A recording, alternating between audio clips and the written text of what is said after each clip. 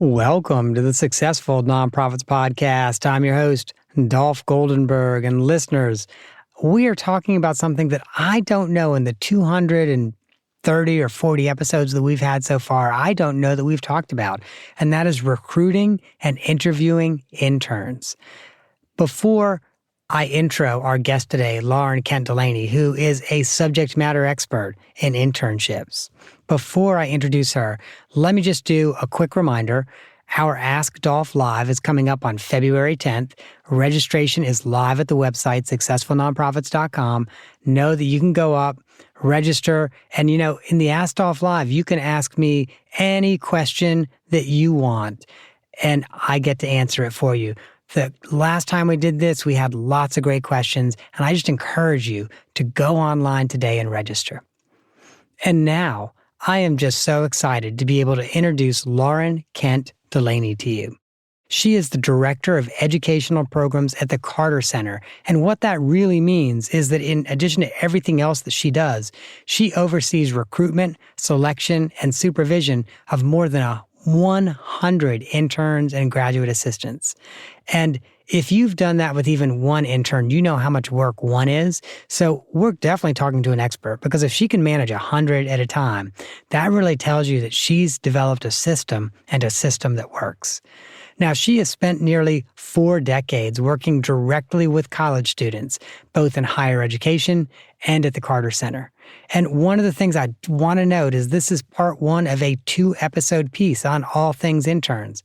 So keep an eye out over the next few months for Lauren's next episode on onboarding and managing interns. Today, we're just talking about that first part, recruiting and interviewing. Hey, Lauren, welcome to the podcast. Thank you very much. I don't have 100 interns at a time. I have 3 intern sessions a year, about 100 in total. Oh, okay. Thank you. But that's still like 33 interns at a time. At least, yeah. That's a lot. Yeah. Well, let me just say I'm glad you shared it, and I'm glad we got the disclaimer in there, and we're just going to kind of leave that in. So you apparently have a really compelling story that you like to share when you do intern orientation. And while I know we're going to talk about orientation next time, I just feel like it's a story worth sharing. It is one of my favorites. Oftentimes, interns are asked to do tasks, write a briefing or something like that. There was a particular incident where President Carter was in a meeting. He had received a briefing that had been written by an intern. He didn't realize that. He really thought that it was a quality piece of work. They had given him exactly what he was looking for. And he asked if he could have a word with that particular intern and thank them. They were stunned. They were absolutely stunned that President Carter had actually read it. Sometimes people would say, if I knew he was going to read it, I would have done a better job. I think the answer is you always want President Carter to be asking to read your work, and that's the goal. And if you approach the internship every day that way, it's going to be a much more purposeful experience. When I first heard that story, I loved it, because I think you're right. Like, the ideal really is to write every brief like it's one the president's going to read every single time. So here's the big question, though. How do you find and recruit interns that are going to have that attitude? They're going to say, yeah, I'm going to write the best brief because this might be one that goes before the president. That's not an easy or a quick answer. It's so many different little pieces in terms of recruiting. I think it goes back to the very, very, well, it's kind of a cycle, because if you recruit good people, then after a while, they'll help you in the recruitment of the next round of people. That's a big part of it. It really, really is. But that recruitment, I think, has to do with clear expectations. So let's unpack both of those things. So when you say if you recruit good people, they will help you recruiting the next round, does that mean they go back to their campus the next year and say, oh, Carter Center, what an amazing internship, you should do one? Exactly. I think that helps. Also, faculty or staff on campus, they know about the internship and they can recommend it. People in the career centers, all of those are great places to be. And so how are you cultivating staff and the career office on campus, or campuses plural? I think that those relationships are really important for me. I worked on college campuses my whole career prior to being at the Carter Center. So for me, it's a natural fit. And I did come from Emory, so I already had some of those relationships. But over the years, I mean, now I have working relationships with people at a lot of other campuses outside of the Atlanta area as well. They help when I'm going to come on campus and do some recruiting. When I do that, which is not as often as maybe we would like with limited funding. But again, if they can talk to students who can speak well of the experience, they can see that they got a lot out of what they were doing. It was a good use of their time. Sometimes people do it for academic credit for the internship. Other times they do not. But all of those relationships really help. And when somebody says, do you know of a good opportunity? It's right there for them. And that's what I want. Nice. Now, you were talking my language when you said it also starts with expectations, because I say that all the time about board recruitment, but apparently it's also the same about intern recruitment. So talk to me about those expectations of interns. The Carter Center website has the application and the information about the internship right on the website. It's a little bit general, but we talk about our preferred qualifications. Obviously, the only thing that they really need to have for this internship is to be a college junior, senior, a graduate student, or somebody who's completed their degree in the last 24 months. On the website, though, we talk a little bit about what the program does and what kinds of opportunities, tasks, focus areas that they might be working on, so that right up front, it's there in writing. And then when they apply for the internship, they have a first choice and a second choice so that they can see what's kind of a good fit for them. Oftentimes people would say, well, what majors are you looking for? It's not about the major, it's about the interests and life experiences. Are you also setting expectations around things like if there's a certain requirement around FaceTime, like, you've got to be here X number of hours a week, or, if there's a requirement around punctuality or office etiquette, do you manage those expectations as well in the recruitment process? I do with the 20 hours a week for the internship. That part is definitely right up there in terms of what that expectation is. But the things that lend themselves to professionalism, that's more what we cover during orientation. Got it. That makes sense. And so how do you structure your internship interviews? The interviews are done by the program staff. So we all take part in that. So if you're working in human rights and you would like 2 interns, then you're going to be identifying those top applicants. Now, it's no secret that I have the opportunity to impact some of those decisions. And because I'm the face of recruitment, I get to do that on a regular basis, whether those are in person. Right now, what's been very popular is there's a career services handshake. It's a piece of software that they've been using. And I would liken it to speed dating, where it's broken up into 10-minute individual interviews along with doing group sessions as well. I think that it's important. I do the overview of the Carter Center opportunities, talk about the experiences, and then again, challenge them to articulate what it is that they're looking for. When somebody says, well, I really didn't know what to expect, I find that alarming, because they should have an idea of what they want out of the experience, because quite honestly, we have a pretty good idea what we want from them. Yeah, so a quick 10-minute interview is mighty fast. Like, what do you try to fit into those 10 minutes? The number one thing is my opening question: are you familiar with the work of the Carter Center? Because what happens is if they say, not really, other times people will say, yeah, I'm really interested in your company. You haven't really looked. If you're referring to it as a company, that's a tell. If somebody says, yes, I've been on your website and I was really interested in X, Y, and Z, I know that they've done their homework and they're ready to go. That's the most important part. Yeah. So that's your first question. And that's like, gosh, that's probably a 2 or 3 minute answer they give. So now you've got another 6 minutes left in the quick interview. Any other big questions you ask in those 6 minutes? Again, what is it that you're looking for from an internship experience?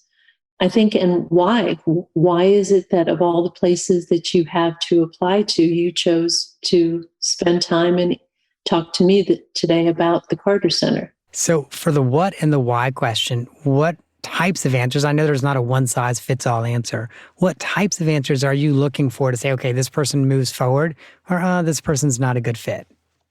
I think someone who says what is, well, I'm looking to apply for law school, and I knew that this would look really good on my resume.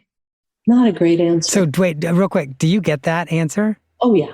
Okay, they're honest. Maybe not necessarily law school, but you can fill in the blank.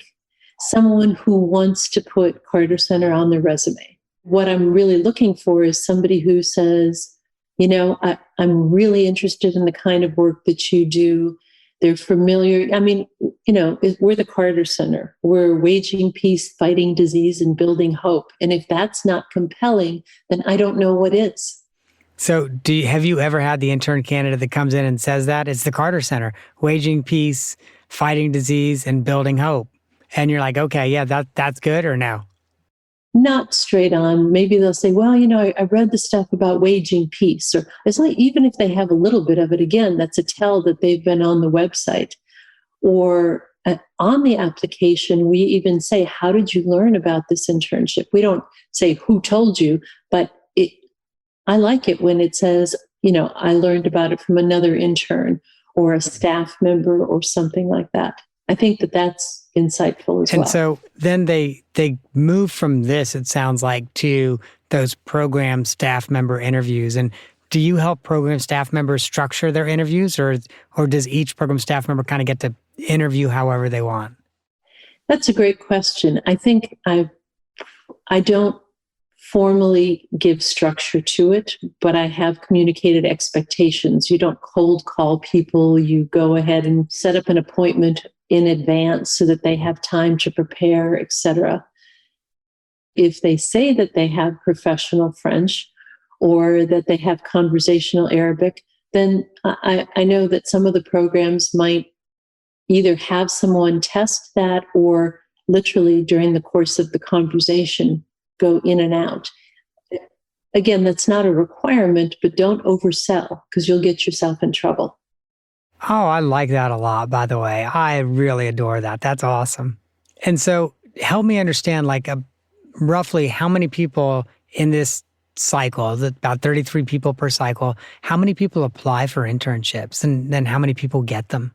We have more people who apply for the summer session than for the fall and spring, because in the summer they can come to Atlanta and they can do the internship without interrupting their academic progression. Now, of course, the pandemic has changed everything for us. And right now we have interns that are doing this, working in other countries. I mean, as an intern, I have, one right now that lives in the UK, and she's done her internship. I have a couple that have done the internship from China, one that was in Finland. So it is entirely possible. It's really changed it, and it's impacted our numbers significantly in terms of the application process. So I'll be anxious to see once we're back in the office full time, whatever that means, because I think there's a lot of people now who are looking at work from home as being viable. And like so many organizations, the Carter Center is kind of taking a look and saying, okay, what does this look like moving forward? But that's really what we're planning to do. So I know we said we might talk about onboarding at another time, but I'm really curious now. So someone gets through this entire process, and if they're multilingual, there's even been a little bit of a real world test, as the interviewer might go in and out of different languages. So someone makes it through the process, they end up as an intern. What does your orientation look like? I love orientation, partly because it's the Lauren show, to be honest with you. But, first impressions are everything. So orientation is a combination of icebreakers and trying to get people to relax because they're oftentimes they're stressed about it. They are in a different environment. They're not really sure. And for some people, it's the first time that they're really in a space with a lot of their equals, people who are interested in the same things, people who are as motivated and as committed as they are. And it's exhilarating. If we were present at the Carter Center doing orientation, it's the icebreakers they do among themselves. I do expectations in terms of professionalism. I talk about managing your manager. I talk about how to make the most of your internship experience, because sometimes people are just there and they coast. There are so many great opportunities if you show that initiative. And we're not always going to be able to recognize when you're ready for something else. So you have to be willing to advocate for yourself. So, Lauren, I want to just do a deep dive on those three things that you talk about. So when you talk about, I think you referred to it as professional expectations. What are your professional expectations of interns? Professional expectations have to do with dress code, have to do with emails. We talk about our email system, and there should be on your email at the signature, you should identify that yourself as an intern and what program you're with. There are expectations in terms of where you can be in the building, where you cannot.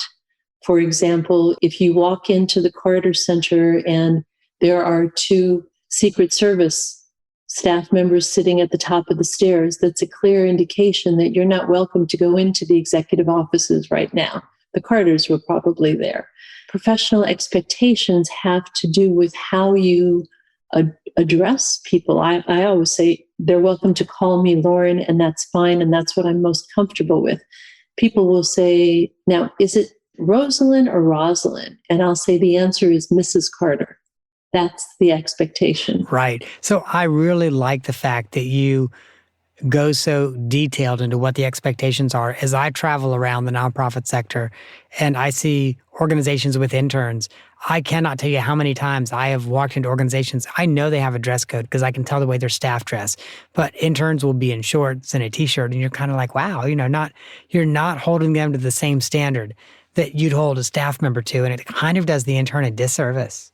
Well, and I've often said that you may see your and on casual Fridays, you can wear jeans, but you may see your supervisor wearing jeans other days of the week and think to yourself, well, my supervisor is way cooler than Lauren, so I guess it's okay. Number one, yeah, they probably are. But number two, they already have a job and they're not beholden to me. You are. So this is the expectation. And not only do we go over that, but it's also in the intern handbook that they receive. And we ask them to look over the handbook and then sign it, just like the staff, that says, yes, I've read this and I understand what's included in this handbook. I was a social worker, and all social workers have to do have to do internships. And I wish, the second area I want to do a deep dive on, I wish that my internship supervisors would have taken me aside or in some sort of formal orientation, taught me about managing up. Because I was such a knucklehead as a supervisee, as an intern, and also, quite frankly, my first job.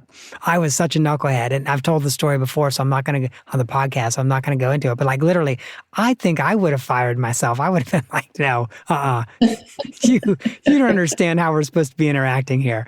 So talk to me about what you communicate around managing up, because I do think it's critical that people learn that as early as possible.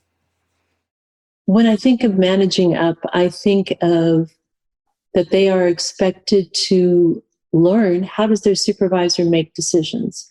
Some people are much better in person because they want to process through it. Others, they need to ponder. So you should put it in writing and let them ponder that. You need to figure it out because they're not going to change for you.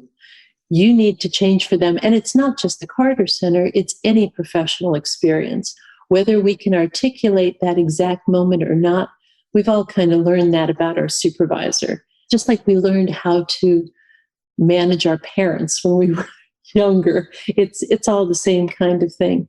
And then also, I talk to them about if you are asking for an exception or if you're going to be away from the office, it's not enough to say, by the way, I'd like to take such and such day off because I have a conflict.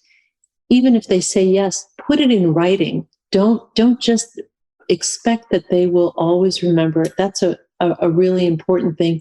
Just like managing your supervisor, if you have an assignment that you're doing, but you're wrapping it up, let them know. Say, by the way, I'm working on such and such right now.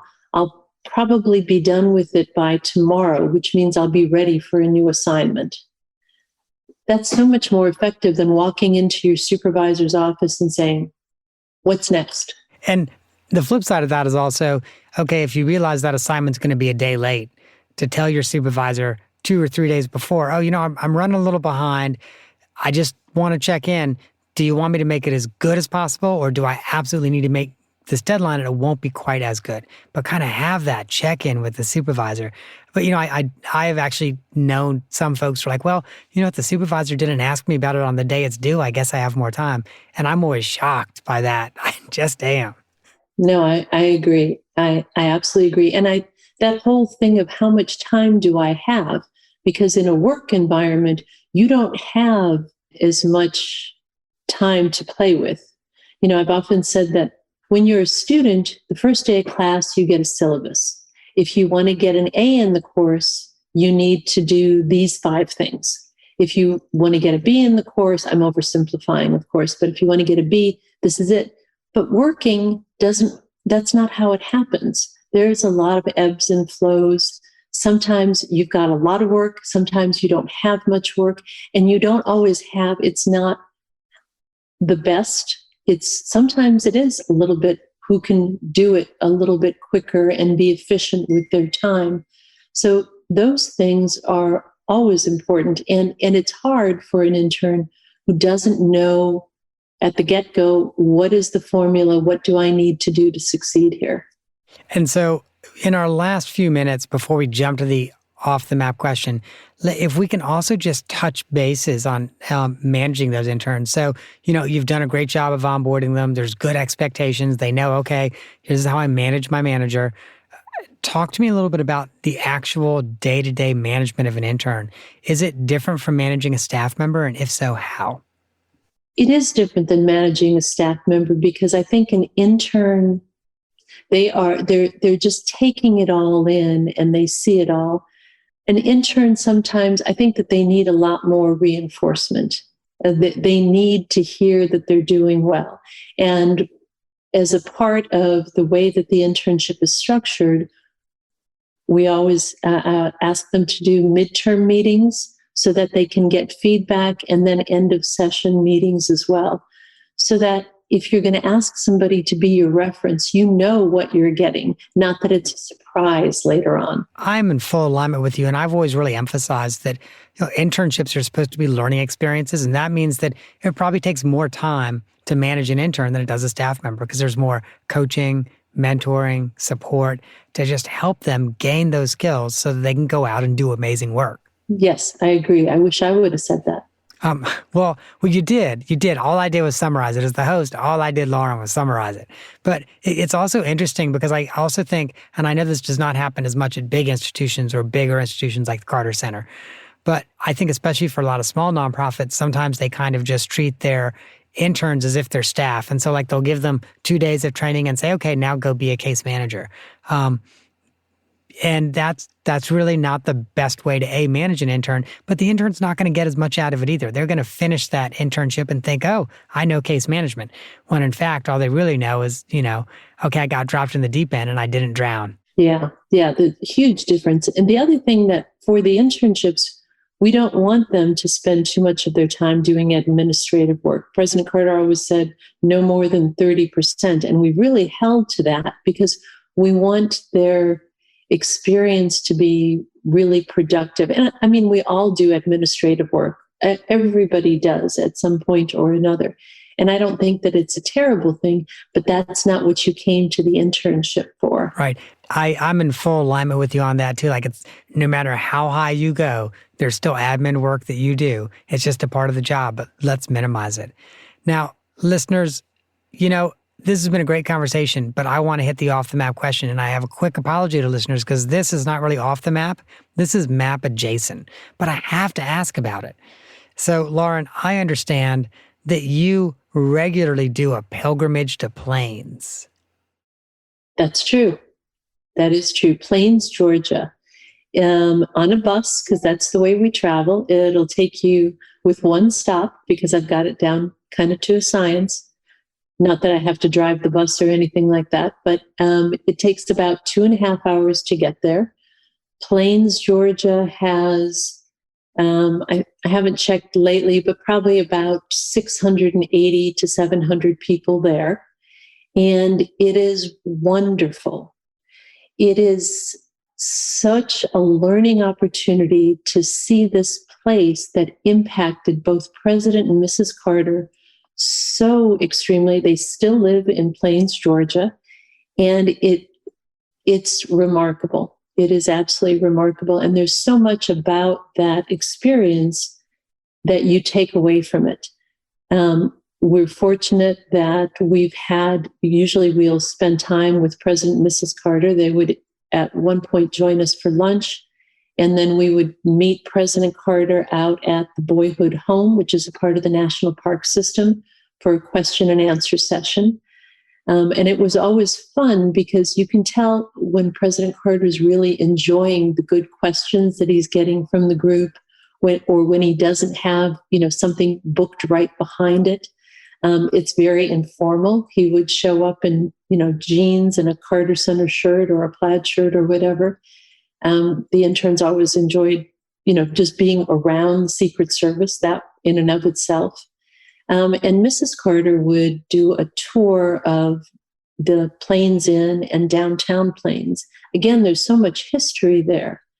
So we would the high school where both of them attended is also a part of the National Park System. So there's several different places to go and things to see, and to get that vision of how it all fits together. When President Carter was still teaching Sunday school at Maranatha Baptist Church, we would go the next morning and go to Sunday school as well. So it was really it was a weekend trip is what it was. I have two reflections on this. First of all, again, as someone who did internships, wow, that would have just been off the chain amazing to actually get to go and see and meet President Carter. But my other reflection is you must have done this pilgrimage many, many times. Like, can you estimate it? 2 dozen, 1 dozen? About 40 times. Oh my gosh, so it's like 3.5 dozen. Wow. Okay. Wow. And I have a feeling it never gets old. Like every time you're like, oh, this is amazing. It's funny because, it's amazing because no matter how tired you are, and it's college students and it's 8 a.m. in the morning that the bus leaves and everything else, there might be, it might be hot or buggy or whatever. Nobody ever forgets the first time that they meet President Carter, or better yet, that he calls on you and answers your question. Imagine what that's like. I remember I've been working at the Carter Center for 16 years. I can still tell you exactly the first time I met President Carter. Okay, now, I'm sorry. I know I've already asked you the off-the-map question, but you're going to have to tell me that. Oh, it was really just kind of a non-event, literally going through the line in the cafeteria, and he was standing there with a tray just like everybody else. And I didn't even, and the CEO of the Carter Center said, Lauren, have you met President Carter yet? And he said, President Carter, this is the new director of educational programs. And I said, hi, my name is Lauren. And he said, I know who you are. Very, because he had done his homework. You tell President Carter something once and what an amazing story, though. And what amazing experience to literally see President Carter and he already knows who you are. Like, obviously, you know who he is, but he already knows who you are. That's That is amazing. Well, Lauren, thank you so much for joining us today. And listeners, let me just share with you, URL you can go to is cartercenter.org. You can learn more about the work of the Carter Center. And additionally, if you are an undergraduate student, a graduate student, or within 24 months of graduating, 24 months after graduating, you can also find out about various internship opportunities at cartercenter.org. Lauren, thank you so much. Two thanks. First of all, thank you for being here on the podcast today. But listeners, we batch record the podcast, and this is the last recording of the day. And so Lauren and I are in the same time zone, and it is 7 p.m. our time. So just thank you for being a trooper and making it all the way to 7 with me. It's been my pleasure. Thank you so much. So listeners, if you enjoyed this conversation, if you got something out of it, if it made you think, I've got some interesting ideas to try the next time I recruit or onboard or manage interns, there's 2 more episodes I want you to consider. One is episode 151 with Rob Jackson on groundbreaking volunteer management ideas. And the second is episode 111 with Cindy Fallon on how to address the disengaged board member. And you might be scratching your head and saying, Dolph, both of those are about volunteers and not interns. And as I said at the start of the show, I think this might be the first time we've done a deep conversation on internships. So I'm a little ashamed it's taken us this many episodes to get there, but I'm glad we have. Makes me feel special. Thank you. Awesome. Thank you. Well, listeners, that is our show for this week. I hope that you have gained some insight to help your nonprofit thrive in a competitive environment.